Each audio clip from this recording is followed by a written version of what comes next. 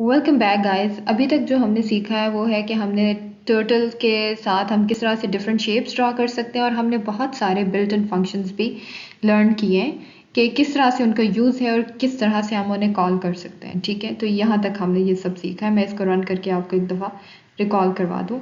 ये सारी चीज़ें कि हमने ये लाइंस किस तरह से ड्रॉ करनी है, हमने शेप्स किस तरह से बनानी है, हमने गो टू फंक्शन सीखा, हमने पेन अप पेन डाउन सीखा।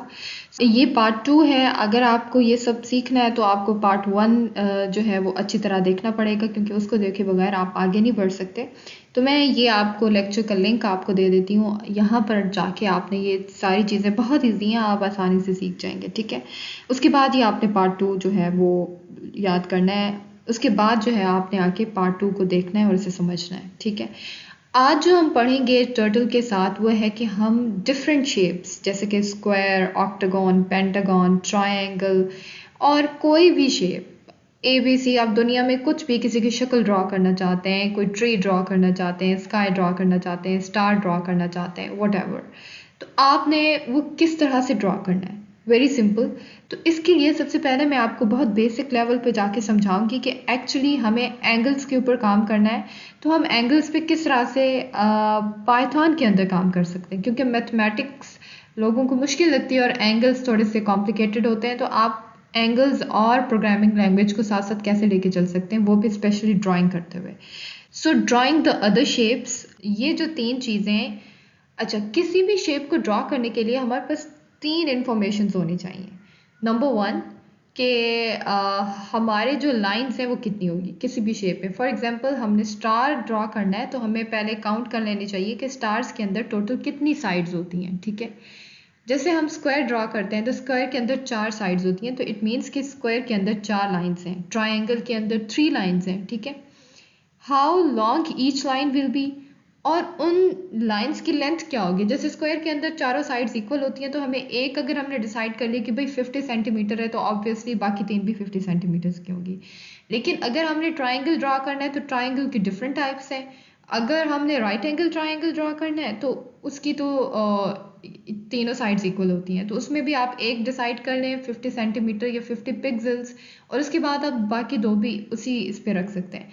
लेकिन अगर आप किसी और तरह का ट्राइंगल ड्रॉ करना चाहते हैं, जैसे एक्यूट हो गया, या बहुत सारे ट्राइंगल्स होते हैं जो इक्वली जिनमें तीनों साइड्स इक्वल नहीं होती, तो आप उनके लिए जो है वो डिफरेंट लेंथ रखेंगे। ठीक है, तो ये दो चीज़ें हो गई, पहले number of line, second length of line, and the third thing is कि जो हमारा टर्टल है वो किस एंगल पे जाके उस शेप में मूव करेगा।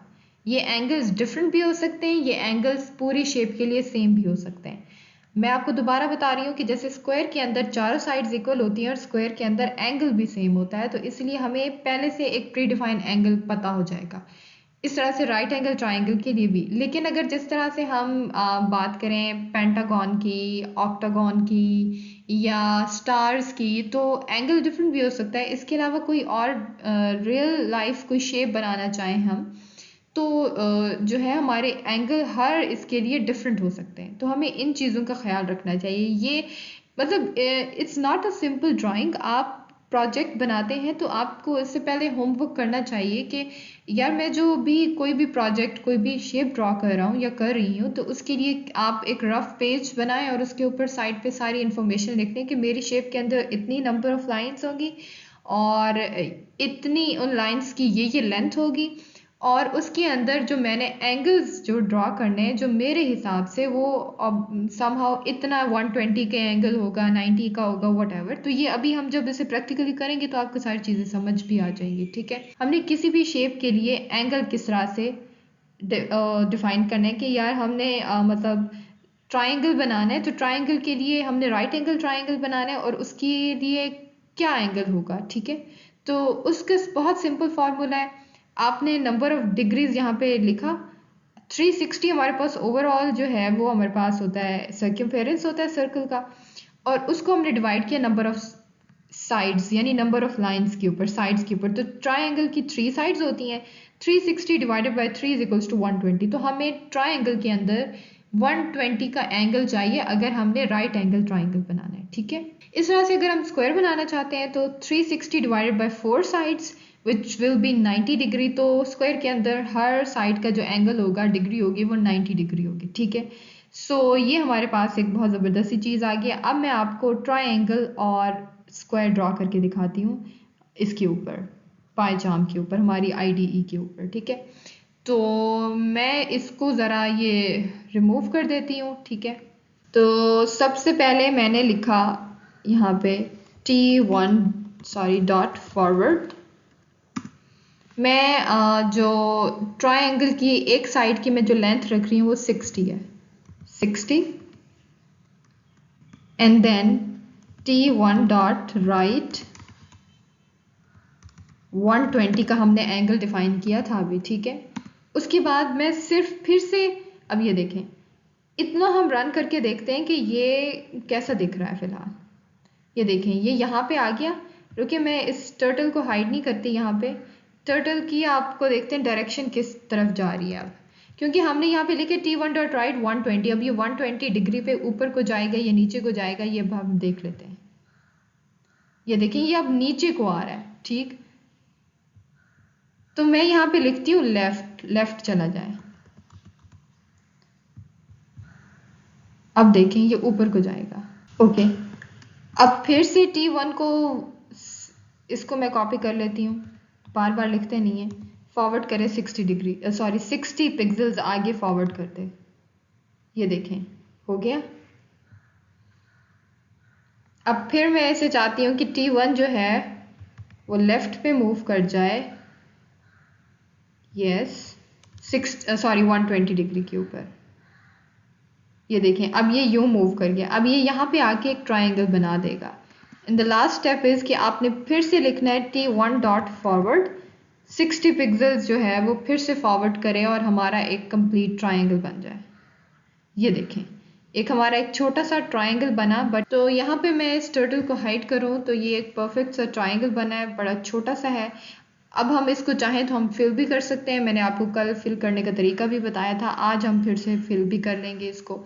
तो यहाँ पर मैं इसे लिख देती हूँ T1 डॉट फिल कलर। ठीक है, फिल कलर के अंदर जाके आपने कलर को डिफाइन करना है। मैं यहाँ पे लिख देती हूँ ग्रीन। ठीक है, अब यहाँ पे हमने लिखना है T1 डॉट बिगिन फिल। ठीक हो गया, और एंड पे आके मैं लिखूंगी T1 dot and fill. That's it. और यहाँ पे हमारा ग्रीन कलर जो है वो इसके अंदर फिल हो जाएगा। ये देखें, सो सिर्फ हमने 3 लाइन ऐड की।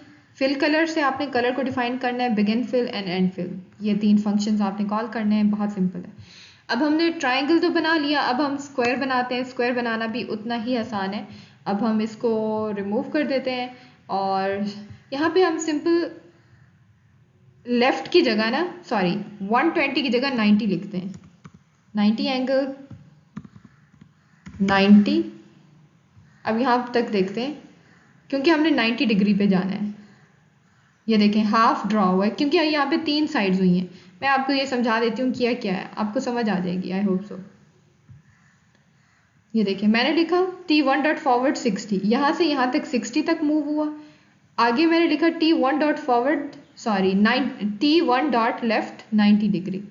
तो ये जो हमारा 1 सेकेंड, यहाँ से जैसे ही वो 90 डिग्री के ऊपर ये यूं उसने टर्न किया और उसके बाद फिर मैंने उसे कमांड दी T1 डॉट फॉरवर्ड 60, जो पिक्सल्स है वो आगे मूव कर दिया। तो वो यहाँ तक पहुंचा। फिर मैंने उसे कमांड दी कि T1 डॉट लेफ्ट 90, फिर वो इस तरफ मुड़ा। और फिर मैंने उसे कमांड दी T1 डॉट फॉरवर्ड 60, फिर वो 60 डिग्री यहाँ तक, सॉरी 60 पिक्सल्स यहाँ तक आया।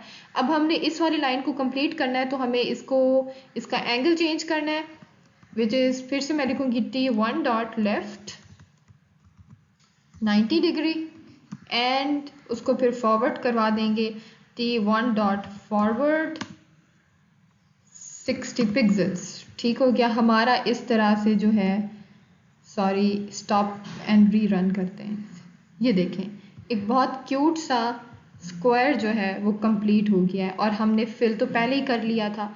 तो अब इस तरह से हमने सिर्फ ट्रायंगल से हमने स्क्वायर बनाया है किस लिए, किस तरह से सिंपल एंगल चेंज किया है।